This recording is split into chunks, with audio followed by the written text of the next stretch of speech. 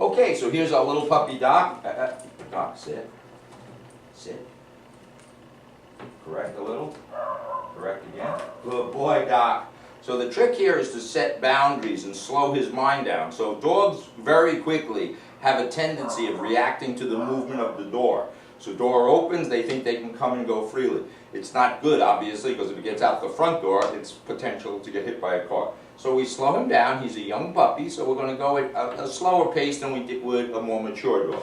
I step out my left and ask him to heel. Good boy. And he comes because he knows that behavior. Good boy, Doc. So again, as I approach my second door, I ask him to sit. So if you look at this as your house, they just can't, and the leash and collar is always on the dog, so they don't have expectations.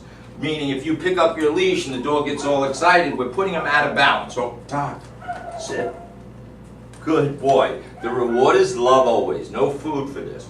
Food actually will lower your status in the pack by giving away food. So we give away love and corrections. Correct bad behavior physically, like its mother would, and we love physically, like its mother would. We're going to cut, I'm stepping out my left, and we're going to go out and reinforce this. Yo.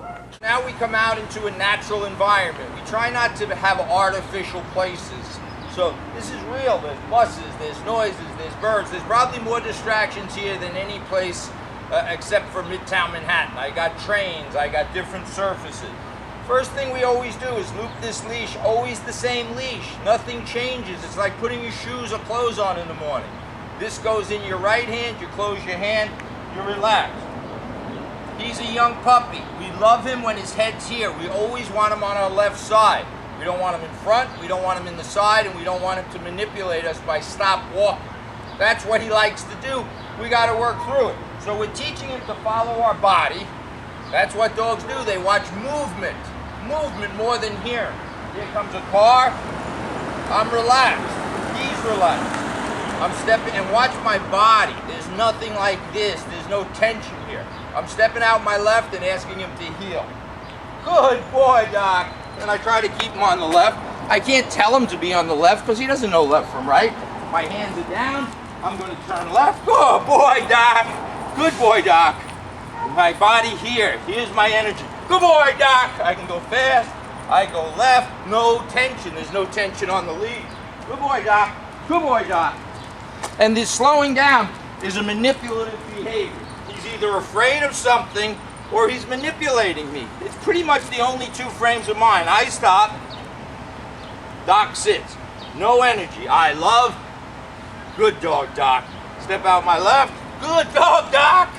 Good. I turn left. Good dog, Doc. I stop. I spell S-I-T. Doc, sit. Good boy. Relax. So our first behavior for this all dogs, left, it's imperative that the dog has a place in the pack that's consistent. So his place is on my left side. And that's not going to change today, tomorrow, ever, for me. If you allow him to pull, you've lost your status in the pack. If you're over here one day, over here, if you let him sniff the ground when you're moving, you're losing your leadership. We're going to cut and we're going to give him free time because free time is as important. It's recess. This is a young dog. He needs to play more than he works. So it's 10 minutes of work, the rest of the day of play. We'll meet you on the field. Okay, so here we are with Doc. We came to Doc, stop. He can't sniff until we release him psychologically. So that's like a child looking out the window. When a dog nose goes down, that means they're hunting.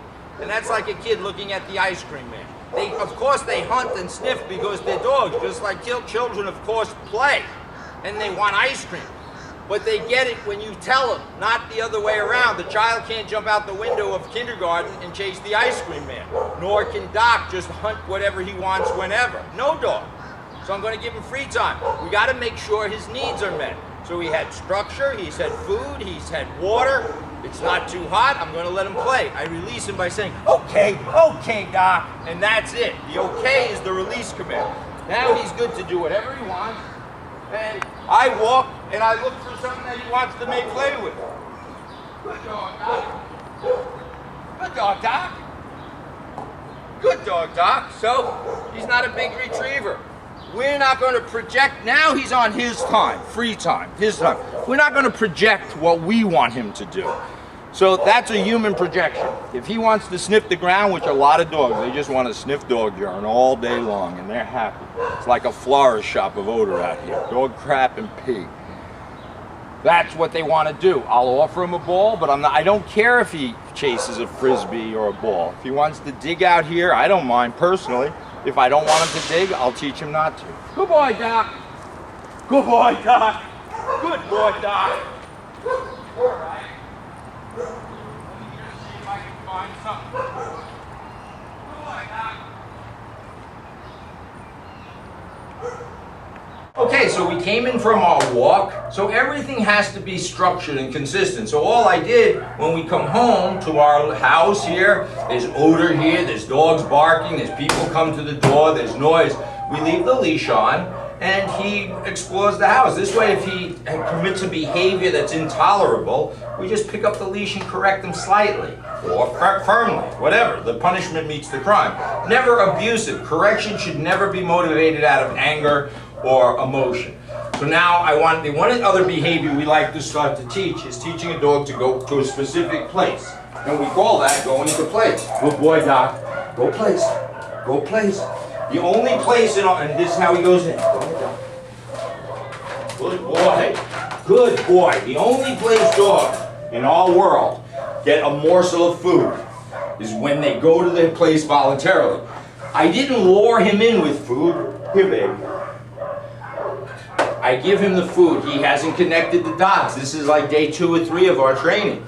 So he doesn't connect the dots. If he only gets all of his food, it can't be at the barbecue, it can't be at the kitchen table, it's always in his crate. We tell him to go place, we make him go in, followed by a treat.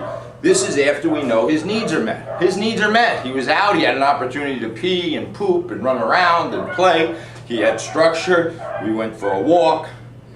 Now it's time for him to relax and the pack settles down. You always want to be here. Never Doc here, we're here. Never us here screaming and yelling and the dog's hiding in the corner. We want balance.